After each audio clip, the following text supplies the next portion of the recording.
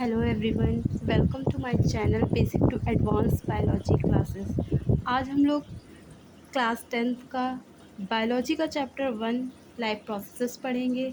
Life processes वैसे तो biology का चैप्टर 1 है, लेकिन ये साइंस की बुक में चैप्टर 5 है। Okay, so here we can study life process. मेरी क्वालिफ़िकेशन एमएससी जूलॉजी है और आज हम लोग लाइफ प्रोसेस को पढ़ेंगे। लाइफ प्रोसेस चैप्टर बहुत ही इम्पोर्टेंट है। एग्ज़ाम के पॉइंट ऑफ व्यू से इसमें से क्वेश्चंस ज़रूर ही आएंगे आपके एग्ज़ाम में। ये क्लास हिंदी मीडियम और इंग्लिश मीडियम दोनों स्टूडेंट्स के लिए है। स्टार्ट करते हैं लाइफ प्रोसेसेस। लाइफ प्रोसेसेस होती क्या हैं लाइफ में, यानी जीवन में जो सजीव हैं, सजीव चीज़ों में जो प्रोसेसेस होती हैं उन्हें लाइफ प्रोसेसेस कहते हैं। सजीव कौन है? जो ज़िंदा है, जिनमें लाइफ है, जो अलाइव हैं, जिंदा हैं, उनमें लाइफ प्रोसेसेस होती हैं। क्या है, कौन सी चीज़ें सजीव होंगी, कौन सी लाइव होंगी? अगर वो ग्रो कर रही हैं। लिविंग थिंग्स कैन ग्रो, यानी वृद्धि कर रही हैं। लिविंग थिंग्स कैन मूव, यानी वो चल रही हैं, चलन हो रहा है उनमें। Living things can respire, living things श्वसन कर रहे हैं।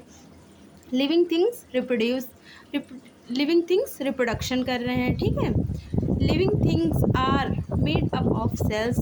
जितनी भी लिविंग थिंग्स हैं जो हैं वो सभी सेल्स से मिलके बने हैं। And are capable of carrying out various cellular activities, और उनमें सेल में एक्टिविटीज़ होती हैं। ठीक है, अब लाइफ प्रोसेसेस क्या हैं?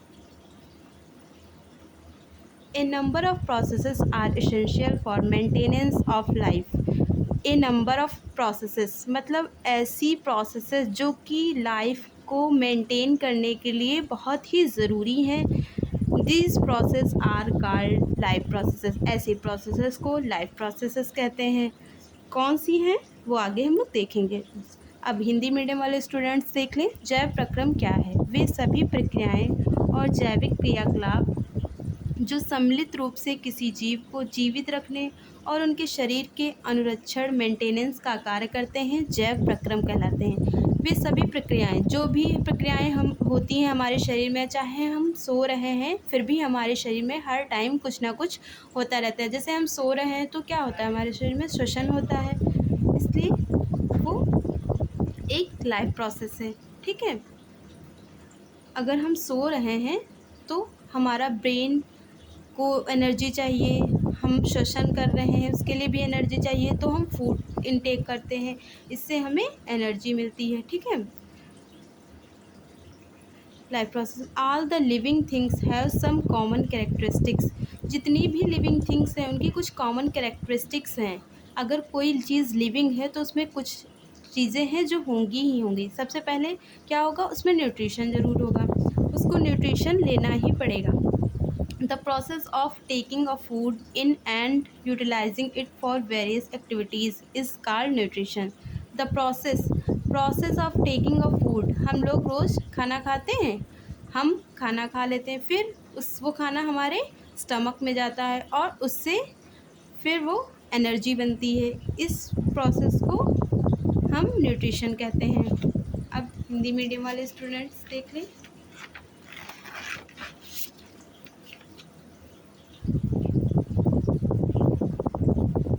पोषण, भोजन ग्रहण करने और उसका विभिन्न शारीरिक गतिविधियों के लिए उपयोग करने की प्रक्रिया को पोषण कहते हैं।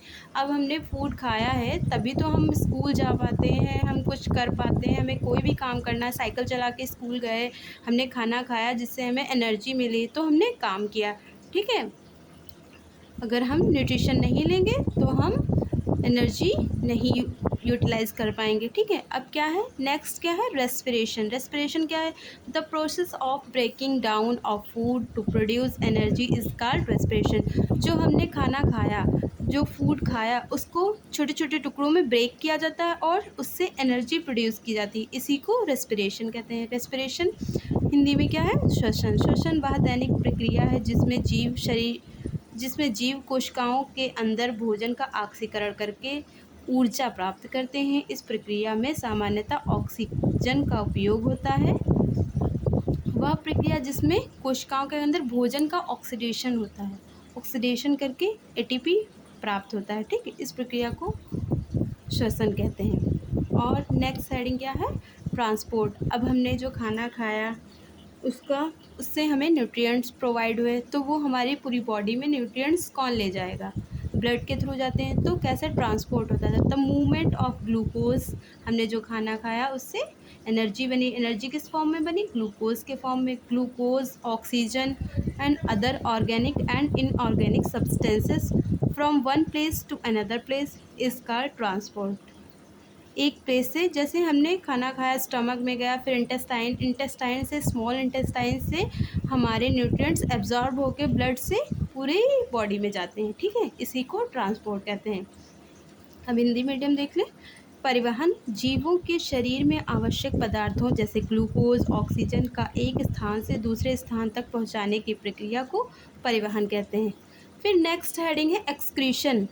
ठीक है, excretion the removal of harmful and unwanted metabolic wastes and salts from the body is called excretion. जो हमारे शरीर में रोज़ अनवांटेड चीज़ें बनती रहती हैं,